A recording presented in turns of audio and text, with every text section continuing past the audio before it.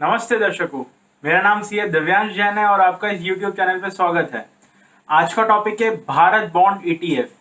ये कुछ नया है, इसको थोड़ा हम आराम से जानते हैं, इसकी पूरी स्कीम के बारे में स्टडी करेंगे और लास्ट में ओपिनियन एक फ्रेम करेंगे।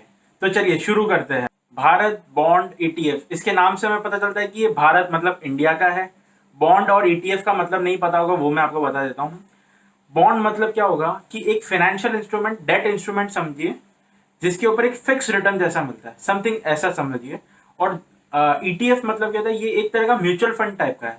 एग्जैक्ट म्यूचुअल फंड नहीं है, बट थोड़ा थिन लाइन ऑफ डिफरेंस है। म्यूचुअल फंड के अंदर जो डिफरेंस है वो मैं बता देता हूँ। म्यूचुअल फंड के अंदर जो NAV होता है, पोर्टफोलियो का जो NAV होता है, वो दिन में एक ही बार end of the closing day पे डिसाइड होता है। पर ETF के अंदर ये रेगुलर ट्रेड होता है पूरे दिन। आपको जब चाहिए कि इसकी अभी इस सेकंड क्या प्राइस चल रही है, आप उसको देख सकते हो। ये थोड़ा सा बेसिक डिफरेंस है म्यूचुअल फंड और ETF के बारे में। एडलविस AMC करके एक कंपनी है जो 14,000 करोड़ रुपए का फंड रेस कर रही है बॉन्ड के द्वारा, और ये पैसा पब्लिक सेक्टर यूनिट्स के अंदर इन्वेस्ट करेंगे। ऐसी कौन कौन सी कंपनीज है जिसके अंदर ये निवेश करने वाली है, वो वीडियो में आगे हम डिस्कस करेंगे। अब सबसे पहला सवाल आता है, ये किसके लिए स्कीम है? तो ये स्कीम है उन सब के लिए जो शेयर मार्केट में इन्वेस्ट करने से डरते हैं, या जिन्होंने फुल अपना माइंड सेट करके रखा कि हमें FD का रिटर्न मिल रहा है, हम उसमें संतुष्ट है।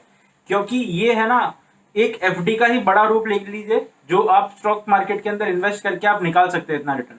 क्या है स्कीम के अंदर, ये पूरा डिटेलिंग में मैं बताऊंगा, बट एक ग्लिम्स बता देता हूँ आपको पहले कि ये एक बॉन्ड है जो पब्लिक सेक्टर में डाल रहा है पैसा, और उसके ऊपर एक fix return over a period of time 5 years और 11 ईयर्स, इसकी दो स्कीम्स है, उसमें आपको मिलता रहेगा। अब हमें क्यों इसमें इन्वेस्ट करना चाहिए, इसके लिए मेरे पास 2 से 3 पर्सपेक्टिव है। पहला पर्सपेक्टिव है, जैसे कि आज है हमारा इंडिया डेवलपिंग नेशन है, आगे जाके ये डेवलप नेशन बनेगा। तो आप देख सकते हो जब डेवलप नेशन बनेगा तो इसका US जैसा हाल हो जाएगा। आज US के अंदर क्या कंडीशन है कि आप अपना पैसा बैंक में रखते हो ना, तो उसका चार्जेस देना पड़ता है। मतलब उसके ऊपर आपको ना आप सेविंग बैंक मिल रहा है ना और कोई रिटर्न मिल रहा है, उल्टा आपकी जेब से आपको पैसा देना पड़ता है कि आप मेरा फंड होल्ड कर रहे हो तो आप पैसा पकड़ो। ठीक है, आज इंडिया में हमें सेविंग बैंक पे इंटरेस्ट मिलता है, FD लगाते तो FD में भी अच्छा इंटरेस्ट मिलता है, बट आने वाले समय के अंदर ये हाल थोड़ा अपोजिट हो जाएगा। जिसका एक पर्सपेक्टिव देखे ना, कि 2014 या 15 के आसपास इंटरेस्ट ऑन FD था लगभग 10% या उससे ज्यादा, और आज FD की रेट लगभग 5, 6 या 7% के आसपास ही रह गई है। तो ये कंटिन्यूस डाउनफॉल डाउनफॉल दिख रहा है। तो इस हिसाब से देखें तो हमारा रिटर्न ऑन FD वो कम होता ही जाएगा आगे के लिए।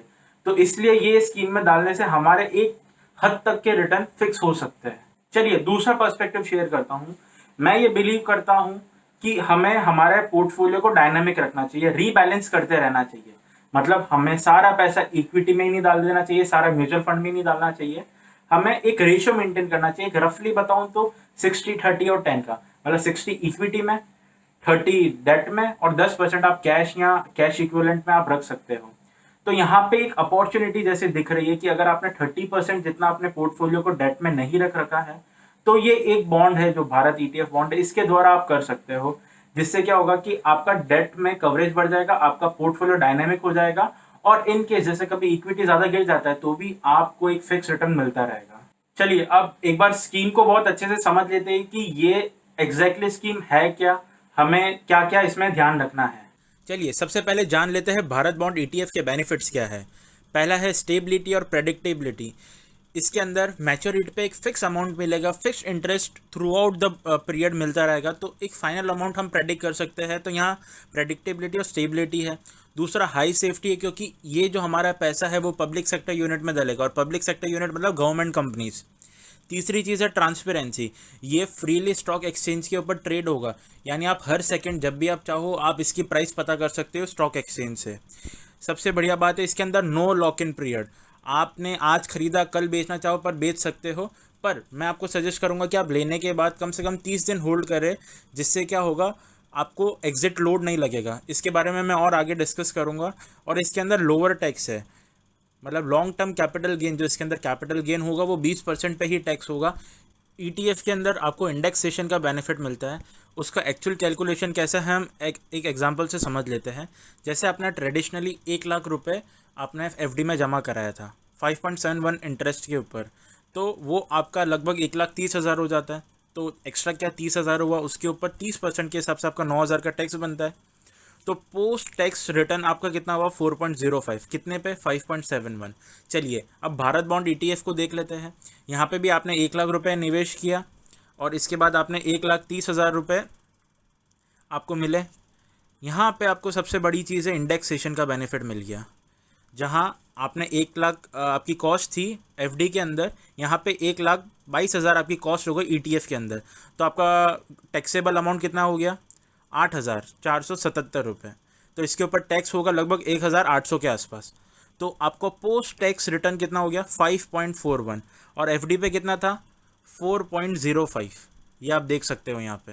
तो ये सबसे बड़ा फ़ायदा है इसका। वो रिटर्न का डिफरेंस इसलिए हुआ था क्योंकि आपकी नॉर्मल स्लैब के हिसाब से 30% आपकी FD पे लग रहा था और इसके अंदर 20% लॉन्ग टर्म कैपिटल गेन लग रहा था, जो 20% ही लग रहा था। चलिए अब यहाँ पे दो स्कीम से उसको समझ लेते हैं। एक आप 5 ईयर्स के लिए निवेश कर सकते हो, 11 साल के लिए निवेश कर सकते हो। अगर आप 5 ईयर्स के लिए निवेश करते हो तो 5.65 का आपको एनुअलाइज रिटर्न मिलेगा। यहाँ पे पैसा आपको हर साल क्रेडिट नहीं होगा आपके अकाउंट में, वो उस बॉन्ड में जुड़ता रहेगा, अक्यूमुलेट होता रहेगा और लास्ट में आपको एक accumulated amount at the end of 5 years या 11 ईयर्स पे मिलेगा। तो यहाँ पे 5 ईयर्स पे आपको 5.65 का आपको रिटर्न मिलने वाला है और यहाँ पे 11 साल के लिए करते हैं तो 6.76% का आपको एनुअलाइज रिटर्न मिलेगा। अब हम जान लेते हैं कि हमारा पैसा किन किन कंपनीज के अंदर निवेश किया जाएगा। तो यहाँ पे आप देख सकते हो कि ये पावर फाइनेंस कॉरपोरेशन है AAA रेटेड। AAA रेटेड मतलब जो क्रेडिट एजेंसी होती है उन्होंने AAA रेटेड किया है इसको। मतलब ये कंपनी बहुत बेहतरीन है, इसने कोई डिफ़ॉल्ट नहीं किया है। इसके अंदर 15% निवेश करेंगे पोर्टफोलियो का। REC लिमिटेड AAA रेटेड है, 15% करेंगे। Power grid corporation of India AAA rated है और 15% करेंगे। इसका मतलब ये जो बॉन्ड है वो सिर्फ AAA रेटेड वाली कंपनीज़ के अंदर इन्वेस्ट करेंगे और यहाँ पे आप देख सकते हो कितना परसेंट किस किस में है। ऐसी टोटल 11-12 कंपनीज़ है जिसके अंदर हमारा पूरा पैसा इन्वेस्ट होगा। चलिए आगे हम देख लेते हैं कि ये हम कितना पैसा इसमें निवेश कर सकते हैं। तो फॉर रिटेल इंडिविजुअल्स यहाँ पे आप देख सकते हो 1,000 रुपये आपको मिनिमम डालना पड़ेगा और मल्टीपल्स ऑफ 1,000 में आप और इन्वेस्ट कर सकते हो और मैक्सिमम आप 2 लाख रुपीज़ इन्वेस्ट कर सकते हो। कौन से बॉन्ड के अंदर, 5 ईयर्स का बॉन्ड हो या 11 ईयर्स का बॉन्ड हो। आप कब निवेश कर सकते हो, 14 जुलाई से 17 जुलाई का डेट दे रखा है। ये NSE सिंबल दे रखा है। अगर आप ब्रोकर से करवाते हो तो ये आप NSE सिंबल बताओगे उनको तो ये उस हिसाब से आपका इन्वेस्टमेंट कर देगा। अब अगला सवाल है, क्या हमें ब्रोकर से ही करना पड़ेगा? नहीं, ऐसा नहीं है। आप यहाँ पे ये देखिए, यहाँ पे इन्वेस्ट नाउ करके ऑप्शन है, किधर, ये bharatbond.in के ऊपर। यहाँ पे आप जाके डायरेक्ट भी इन्वेस्ट कर सकते हो। अगर आपके पास डीमैट नहीं है तो आप ऐसा कर सकते हो, डीमैट है तो आप वाया डीमैट भी ले सकते हो। तो देयर आर मैनी ऑप्शंस, इसके अंदर आप आराम से इन्वेस्ट कर सकते हो बिना कोई परेशानी के।